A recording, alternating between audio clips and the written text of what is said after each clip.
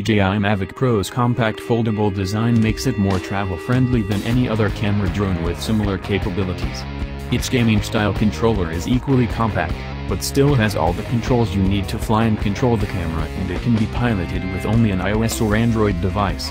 Battery life is very good for a small quadcopter.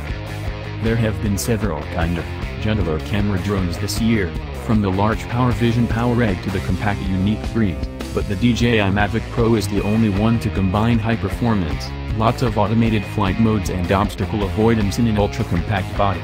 Add in DJI's assortment of safety and ease-of-use features and you've got a drone that anyone can take anywhere. The Phantom 4 has a higher maximum speed and can withstand stronger winds, and its camera has a wider field of view. The Mavic Pro is basically better in every other way, though.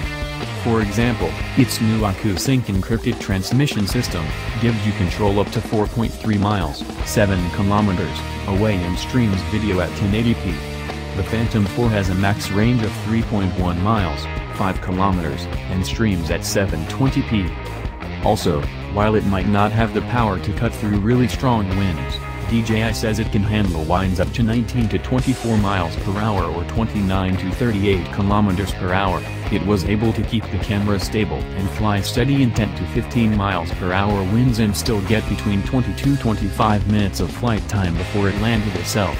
It does warn you when the winds are too strong for its motors, too. DJI added a switch to change from RC to a Wi-Fi mode, so you can quickly launch and control the Mavic with only your phone at distances up to 80 meters, 262 feet, with a top speed of 4 meters per second, 13 feet per second. It's nice to have for things like quick selfies, but using the actual controller